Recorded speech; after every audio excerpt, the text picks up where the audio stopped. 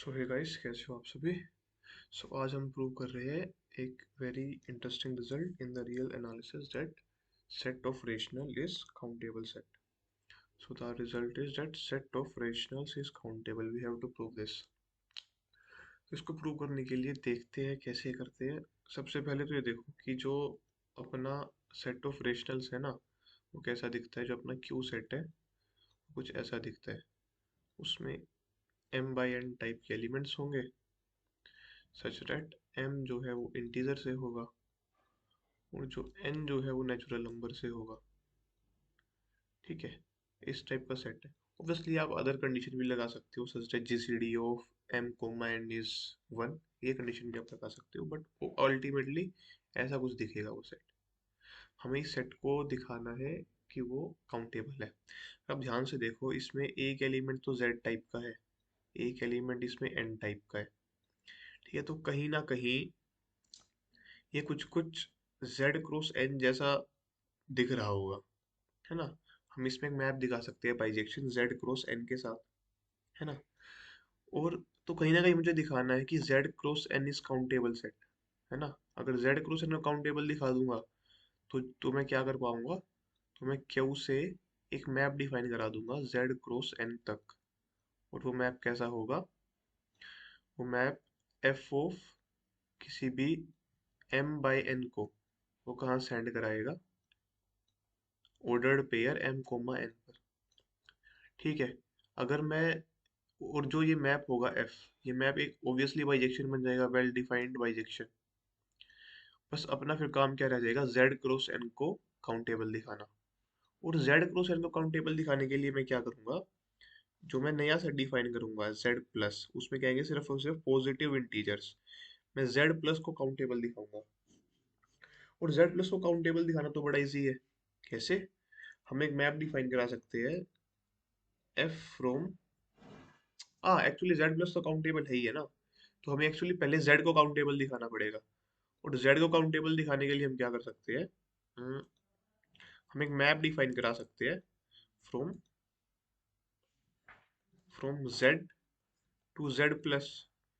और z to z plus map define कराने के लिए हम क्या कराएंगे, हम किसी भी g ऑफ n को, उसको कैसे भेजेंगे, हम भेज देंगे उसको 2n पे इफ n इज पॉजिटिव। और हम उसको भेज देंगे -2n+1 पर। ठीक है, if n is less than equal to 0। तो आप देख पाओगे जो ये वाला मैप है g, तो जो g मैप है ये अपना, ये एक वेल डिफाइंड बाइजेक्शन आ जाएगा। तो इस वे से जो z है वो भी काउंटेबल सेट बन जाएगा। और अगर z काउंटेबल सेट है, बस अपना अब टास्क क्या रह गया, अब अपना टास्क रह गया कि ये z क्रॉस n है, इसको काउंटेबल दिखाना। और इसको काउंटेबल मैं कैसे दिखाऊंगा, मैं सब, अब क्योंकि z और z प्लस ये क्या है, ये काउंटेबल सेट आ गए दोनों। तो z क्रॉस n को काउंटेबल दिखाने की बजाय मैं क्या दिखा दूं, अगर मैं समहाउ शो कर पाया कि जो मेरा ये लेफ्ट हैंड साइड में देखो कि z प्लस क्रॉस n है, अगर ये काउंटेबल है then we will be done, है ना। अल्टीमेटली हमें क्या दिखाना है, z प्लस क्रॉस n ये काउंटेबल है। n एक्चुअली z प्लस ही है वैसे। अगर हम क्या दिखा दें कि जो z plus cross z plus है, अगर वो काउंटेबल है तो हम डन हो जाएंगे, इजी पीजी। तो अपना अल्टीमेट काम क्या है, z plus cross z plus को काउंटेबल दिखाना। इसको देख लेते हैं कि कैसे दिखाएंगे। ठीक है, अगर हमें दिखाना है भाई z plus cross z plus को countable, to show that z plus cross z plus is countable, है ना। तो हमें अल्टीमेटली क्या दिखाना पड़ेगा, हमें क्या दिखाना पड़ेगा, इसका मतलब इम्प्लाइज बाय, हमें एक बाइजेक्शन दिखानी पड़ेगी, there exist one ontoness from z plus cross z plus to z plus. ठीक है, और इसको दिखाने के लिए पर देख लेते हैं कि z plus cross z plus के एक्चुअली एलिमेंट दिखेंगे कैसे। ठीक है, अगर मैं यहाँ पे एलिमेंट बनाऊं z plus cross z plus k, ये अपना R2 प्लेन में आ गए। ठीक है, इधर अपना कहीं 1 होगा, इधर 2 होगा, इधर 3 होगा, इधर 4 होगा, ऐसे इधर 1 होगा, 2 होगा, वाई एक्सिस में 3 होगा और फिर 4 होगा। तो अपना 1 1 कहाँ आएगा? अपना 1 1 कुछ यहाँ आ जाएगा, 1 2 यहाँ आ जाएगा, 1 3 यहाँ आ जाएगा, 1 4 यहाँ आ जाएगा। ऐसे में कुछ जो ऑर्डर्ड पेयर है उनको मार्क करा लेता हूँ। ये ठीक है, ये आ जाएगा 4 1 4 2 4 3 4 4। अब आप क्या करो, अब आप करो कि अब हमको ना क्या करना है। सबसे पहले तो ये 1 1 देखो, ठीक है, सबसे पहले आया लिखा मैंने 1 1।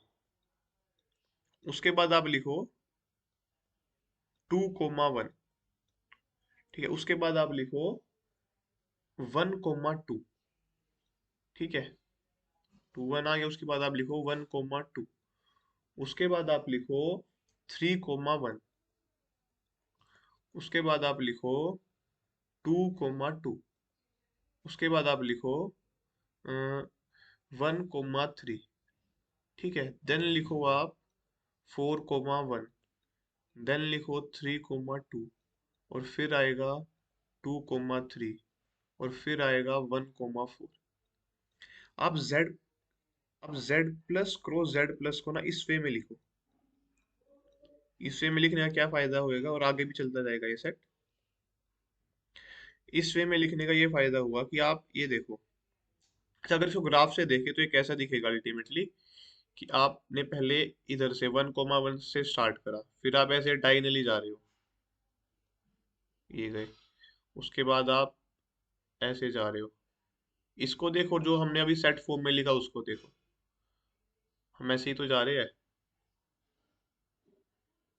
है ना।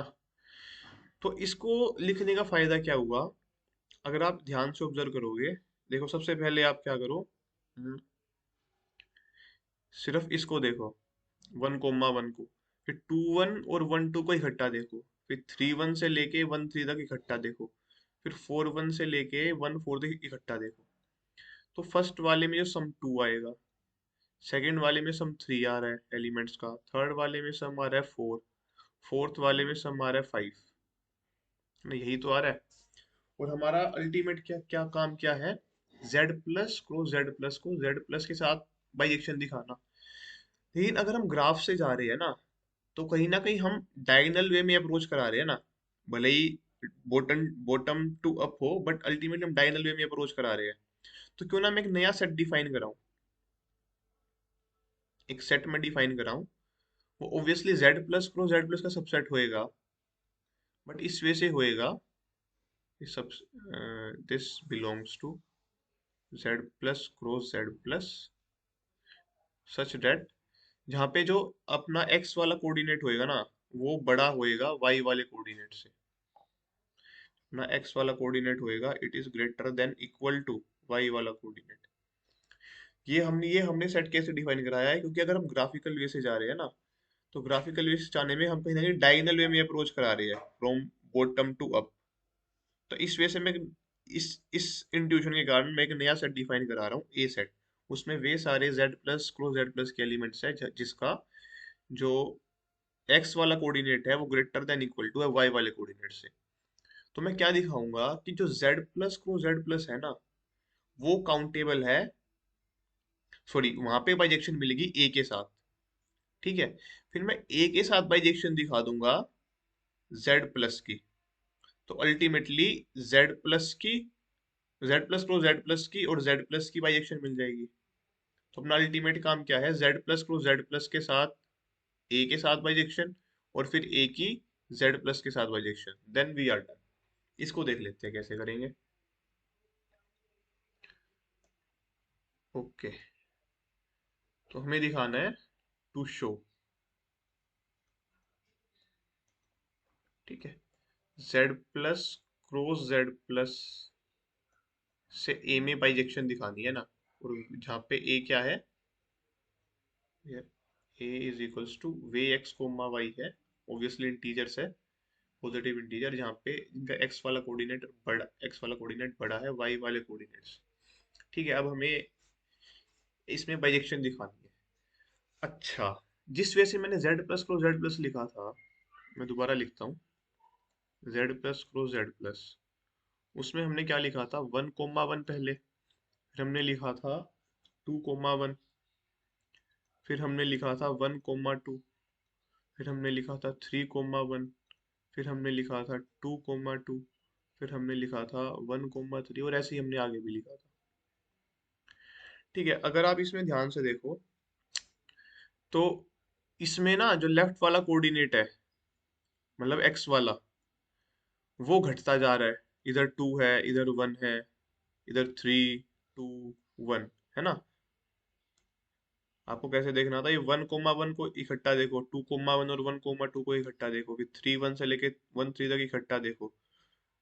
तो फिर फर्स्ट सेकंड वाले में जैसे लेफ्ट वाला कोऑर्डिनेट एक एक से घटता जा रहा है, बट राइट वाला कोऑर्डिनेट वाई कोऑर्डिनेट एक एक से बढ़ता जा रहा है ना। तो हम मैपिंग भी ऐसे डिफाइन कराएंगे कि भाई जो जो 1,1 है ना, ठीक है, जो 1,1 है, वो वो तो जेड प्लस जेड प्लस का एलिमेंट है, बट हमें उसको ए पे मैप कराना है। तो हम क्या कराएंगे, 1,1 को मैप कराएंगे 1,1 पर ही, ठीक है।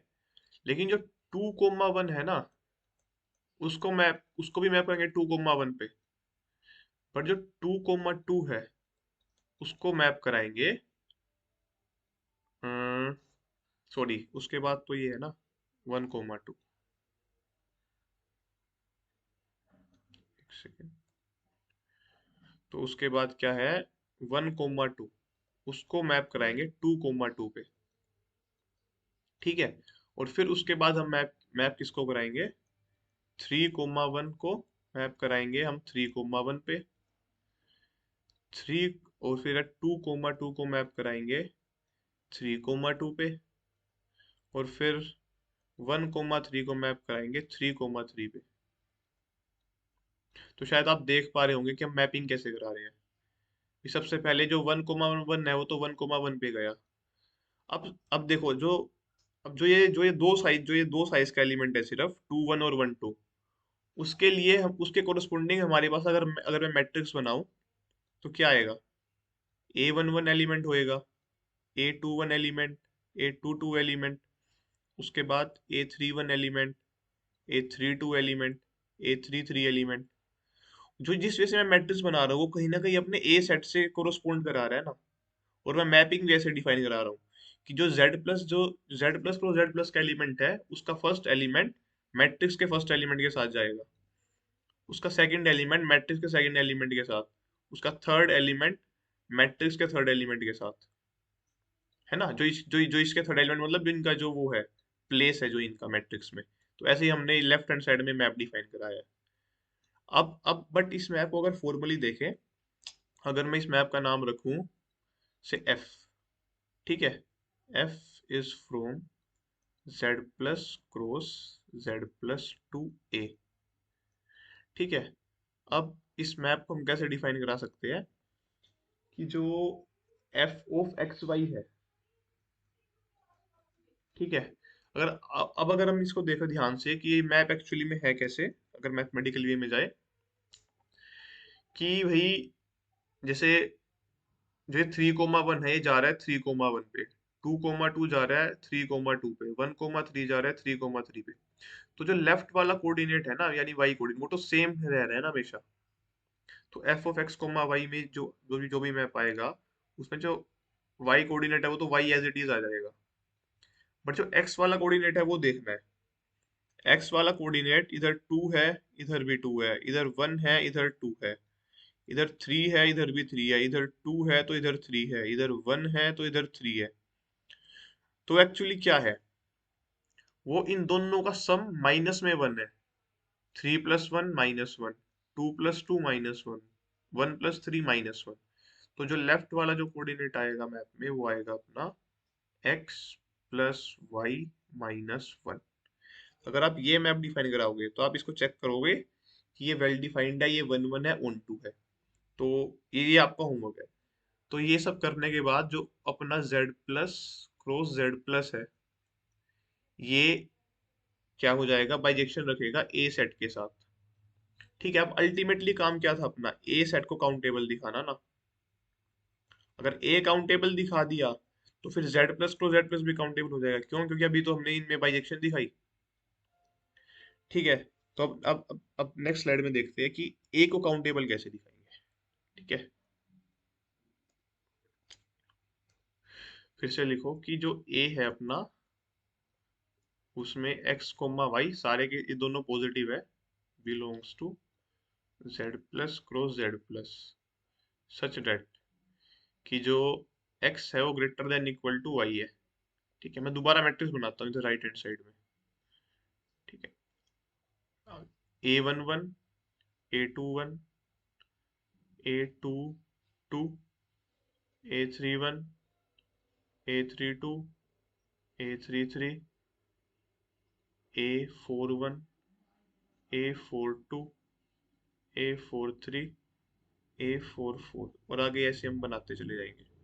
ठीक है, अगर आप बिल्कुल अगर नेचुरल मैप देखो ना, तो क्यों ना मैं A11 को राइट हैंड साइड में देखो, मैं क्यों ना A11 को 1 पे मैप करा दूं, A21 को 2 पे मैप करा दूं, A22 को 3 पे मैप मैप करा दूं, A31 को 4 पे, A32 को 5 पे, A33 को 6 पे, ऐसे ही A41 को 7 पे, 42 को 8 पे, 43 को 9 पे, 44 को 10 पे। तो क्लियरली ये वेल डिफाइंड 1 1 1 2 मैप तो हम बना देंगे, बट अगर इसको मैथमेटिकली वे में लिखे तो देखना हम कैसे लिखेंगे लिखेंगे हम इंट्यूशन से ये बढ़िया मैप डिफाइन करा देंगे। अगर मैं जी डिफाइन करा रहा हूँ ए से लेके जेड प्लस पर, सच डेट जी किसी एन कोमा के को पिक करेगा जो एक एलिमेंट होएगा। अब इसकी इमेज लिखनी है ना। अच्छा, एन कोमा के की जो पोजीशन होगी, सपोज दैट एन कोमा की जो अपनी पोजीशन है ना वो 4,3 है, एन कोमा के की वैल्यू 4,3 है, तो मैट्रिक्स में आ जाओ। अब अगर मैं 4,3 पिक करा रहा हूँ, 4,3, तो इसकी इमेज हमें 9 डालनी है ना जेड प्लस में, तो कैसे डालेंगे भाई? सबसे पहले तो आप रो देखो, 4 है ना, तो उससे पहले 3 रो आई होगी, है ना। और 3 रो में एलिमेंट्स कैसे दिखेंगे? वो दिखेंगे भाई, पहली रो में 1 एलिमेंट, अगली रो में 1 + 1 2 एलिमेंट, अगली रो में 1 + 1 + 1 3 एलिमेंट, है ना। यानी अगर 4 रो है तो आपको क्या कराना है, 1 + 2 + 3 कराना पड़ेगा ना सबसे पहले तो, और उससे पहले सारी रोज के नंबर ऑफ एलिमेंट्स निकालने के लिए, और उस कॉलम को भी ऐड कराना पड़ेगा, 3 वाला कॉलम, है ना, जिस कॉलम में ये अपना ये एन कोमा के एलिमेंट है, यानी कि प्लस में 3 और कराना पड़ेगा। तो अगर आप इन जनरल देखो तो भाई पहली रोज, अब जैसे लेफ्ट में आओ, जी एन के है, इसका मतलब nth रो है और kth कॉलम है। तो n-1 में कितने एलिमेंट्स होंगे? फर्स्ट रो में एक एलिमेंट, अगली रो में 1 + 1 2 एलिमेंट, ये अप टू कहाँ तक जाएगा, 1 + 1 + 1 n-1, इधर n-1 रो में n-1 एलिमेंट्स होंगे। और उसके बाद इसके खुद के kth कॉलम के लिए आपको k ऐड कराना पड़ेगा ना। इसको ध्यान से वीडियो को पॉज करके समझ लेना, ठीक है। तो ये जो आएगा, ये फर्स्ट तो अपना क्या, समेशन n-1 है, ये अपना आ जाएगा n-1 इंटू n/2 और प्लस में k, बन गया ये अपना मैप। तो जी एन कोमा के ये मैप आ जाएगा। वेल डिफाइन, आप खुद से चेक करा लेना। ठीक है, बट अपन को अगर मैथमेटिकली में प्रूव कराना है ना भाई, ये तो 1 1 और 1 2 है, तो मैथमेटिकली वे में प्रूव कराने के लिए आपको कुछ बढ़िया बढ़िया चीजें इसमें ऑब्जर्व करनी पड़ेगी। फर्स्ट चीज क्या है कि भाई देखो, जो ये अपना मैप है, इसमें अगर आप किसी भी एन को फिक्स करा दो, फिक्स एन, अब आप जी ऑफ एन कोमा 1 निकालोगे, वो स्ट्रिक्टली छोटा आएगा जी ऑफ एन कोमा 2 के साथ। ये बात ट्रिवियल है। फिक्स एन के लिए ना, फिर अगर आप के वैली कराओगे, के कहाँ तक जा पाएगा, के एन तक ही तो जा पाएगा, जिस वजह से ए डिफाइन है उसके according G n comma N तक जा पाएगा। और जी एन कोमा एन की वैल्यू क्या आएगी, जी एन कोमा एन की वैल्यू आएगी एन इंटू n+1/2, सोल्व कराने के बाद। ठीक है, और जी एन कोमा एन के बाद अगर आप जी n+1 कोमा 1 निकालोगे ना, तो इसकी वैल्यू आएगी आपके पास n इंटू n+1/2+1, यानी कि अगर हम स्टार डालें और लिखे कि भाई जो gn, 1 है वो छोटा है अप टू, ये चलता जाएगा gn, n के साथ, और फिर ये छोटा है gn+1, 1 के साथ, और आगे फिर ये फर्दर छोटा है gn, n+1, n+1 से, है ना। इस वे से हम करा देंगे। इसको फिर से वीडियो पोस्ट करके देख लेना ये कैसे आ रहा है, बड़ा इंटरेस्टिंग है ये। इसका मतलब क्या हुआ, अगर हम नेक्स्ट स्लाइड में जाए। ओके, वेट अ सेक। हाँ, तो इसका मतलब क्या हुआ, हमने क्या लिखा, जो gn, 1 है स्ट्रिक्टली लेस देन है gn, 2 के साथ, वो स्ट्रिक्टली लेस देन है gn, n के साथ, और वो स्ट्रिक्टली लेस है gn+1, 1 के साथ, वो स्ट्रिक्टली लेस है gn+1, n, वो स्ट्रिक्टली लेस है gn+1, n+1 के साथ, ठीक है। अब ये सब अब रिजल्ट में है, तो अगर आप ध्यान से ऑब्जर्व करोगे तो क्या मैं लिख सकता हूँ, this implies that if n1 is less than n2 and but we have 1 less than equal to k1 less than equal to n1 and 1 less than equal to k2 less than equal to n2, then what will we have, that g of n1 comma k1 is less than equal to g of n2 comma k2, sorry आप इसको लिखो strictly less than, ये आएगा strictly less than, ठीक है। आप देख पा रहे हो ये कि आएगा, वीडियो पोस्ट करके समझ लेना, इजी है, कुछ खास बड़ी बात नहीं है। बस ऊपर का ये रिजल्ट इस्तेमाल कराना, जो ये लेस देन वाली हमने इनइक्वालिटीज लिखी है। इसका मतलब क्या हुआ, जैसे ही आपका ना n1 में वेरिएशन आ गया ना, तो कभी भी ये इक्वल नहीं आ सकते, ठीक है। अब हम इसका यूज करके हम प्रूव कराएंगे कि जो g है अपना 1 1 है। हाँ, अच्छा 1 1 के लिए मान लिया कि g of n1 comma k1 is equals to g of n2 comma k2। अगर आप जिस वे से हमने g डिफाइन कराया है, g क्या था, g of n comma k is equals to n-1 into n/2 plus k था ये, ठीक है। अब अगर आप इनको वैल्यूज पुट कराओगे ना, फिर सोल्व कराओगे, आपको अल्टीमेटली मिलेगा कि n1 minus n2 into n1 plus n2 minus 1 is equals to 2 into k2 minus k1। अगर आप इन सबको सोल्व कराओगे तो आपको ये मिल जाएगा, ठीक है। अब अगर आपका विदाउट लॉस ऑफ जनरलिटी, अगर हम मान ले बाय चांस कि जो n1 है ना वो छोटा हो गया n2 से, तो ऊपर वाला रिजल्ट क्या बोलेगा, भाई जो g of n1 comma k1 है ना,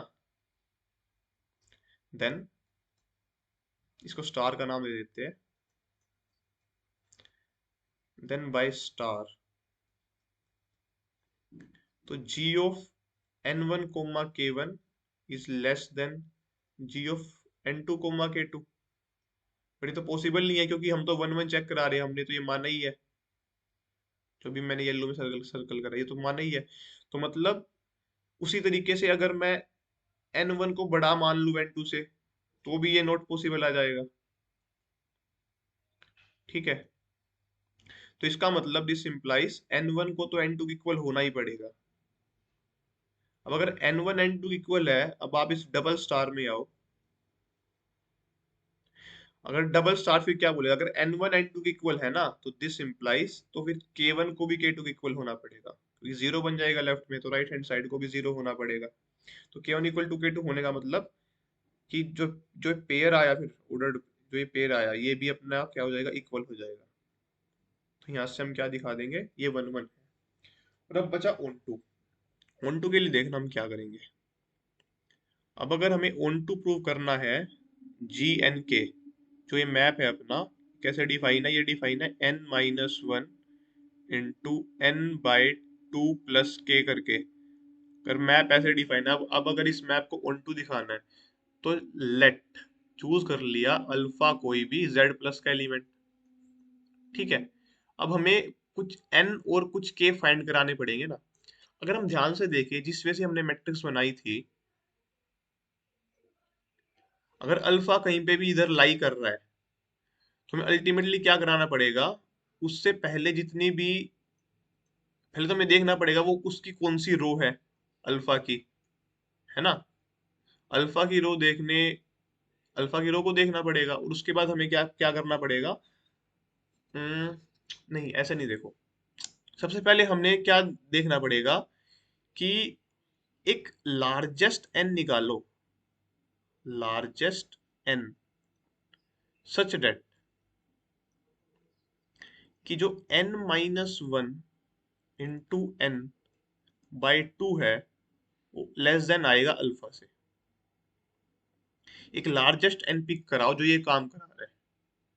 ठीक है, अब अगर ऐसा, अब मान लो हमारे पास लार्जेस्ट एन आ गया, then we claim that,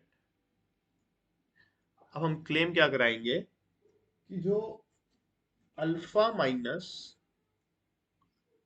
n-1 into n by 2 जो है, ये जो है ये लेस देन एन है। This is our claim. इस क्लेम को कैसे प्रूव करेंगे, सिंपल है।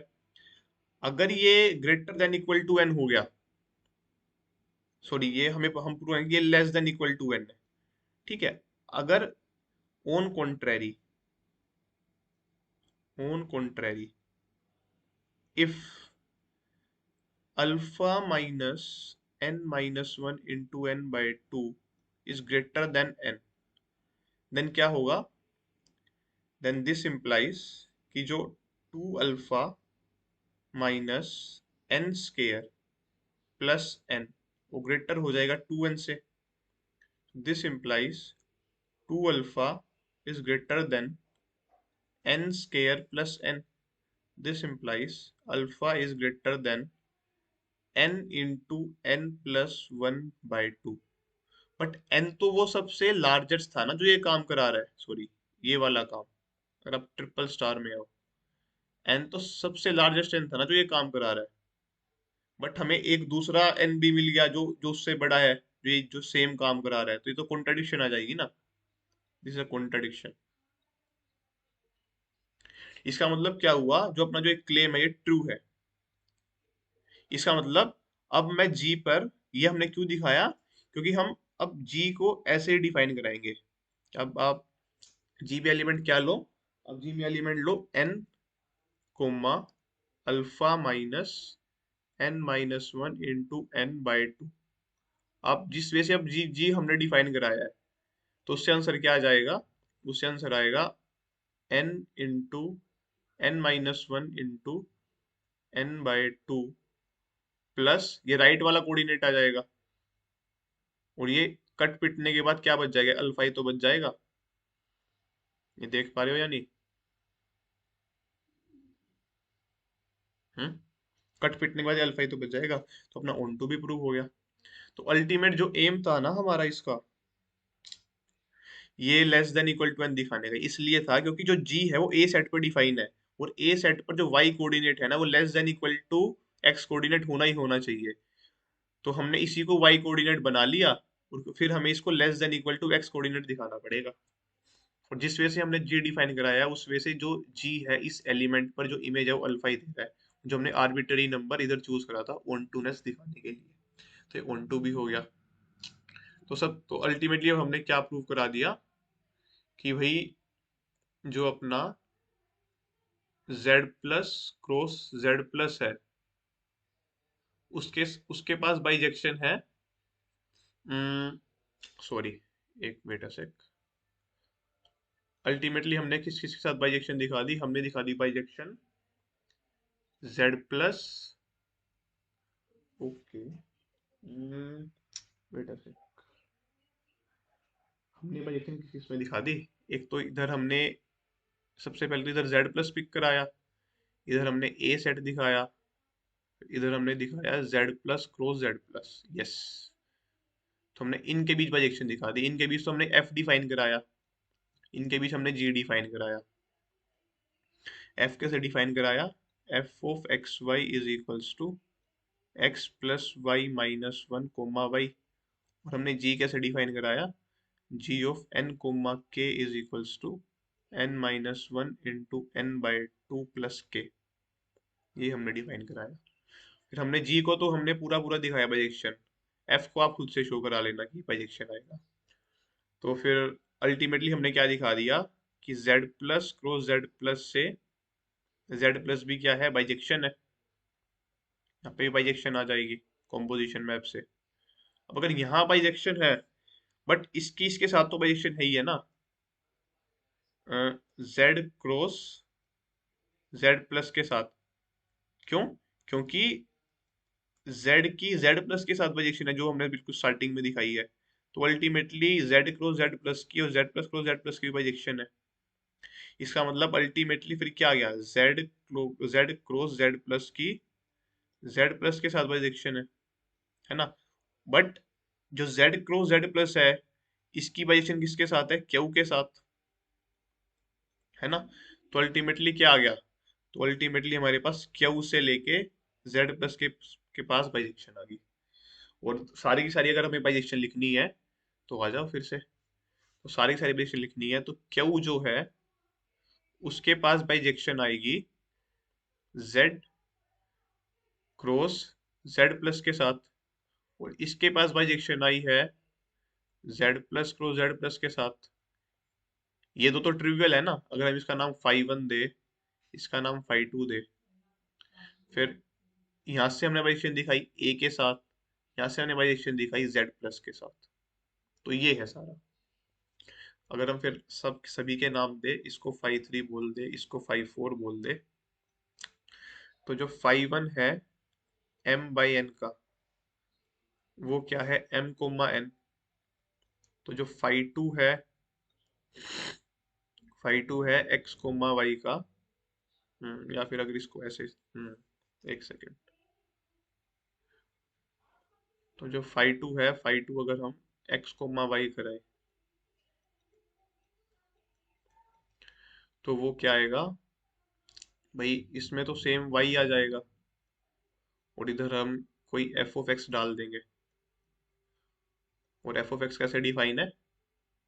f of x is equals to 2x if x greater than 0, और minus 2x plus one if x less than equal to 0। तो ये हमारी क्या आ जाएगी? फाई टू आ जाएगा। और जो फाई थ्री है वो तो हमने डिफाइन कराया ही है, phi three of x comma y is equals to x plus y minus one comma y. और फिर जो लास्ट में जो फाई फोर डिफाइन कराया है, वो डिफाइन कराया है एन कोमा के, यही अपना जी था वैसे, n minus one into n by two plus k. तो इन चार मैप की हेल्प से हमने क्या दिखा दिया? जो क्यू सेट है उसके पास बाइजेक्शन है z प्लस के साथ। ठीक है। तो अल्टीमेटली जो क्यू सेट है वो भी काउंटेबल हो जाएगा। अब इसको देखना ध्यान से, जो जो जो फाइव फोर है यही अपना एक्चुअली जी है, तो फाइव थ्री है यही अपना एक्चुअली क्या है शायद, पता नहीं इसको मैं आपको नाम दिया या नहीं दिया। तो फाइव थ्री को आपको one one one two check कराना है, फाइव फोर को तो हमने कर दिया। बाकी तो ये दोनों ट्रिवियल है, फाइव वन और फाइव टू, ये तो कुछ खास नहीं है। तो ये था, ये जो हमने प्रूव कराया Q is countable. So thank you for watching.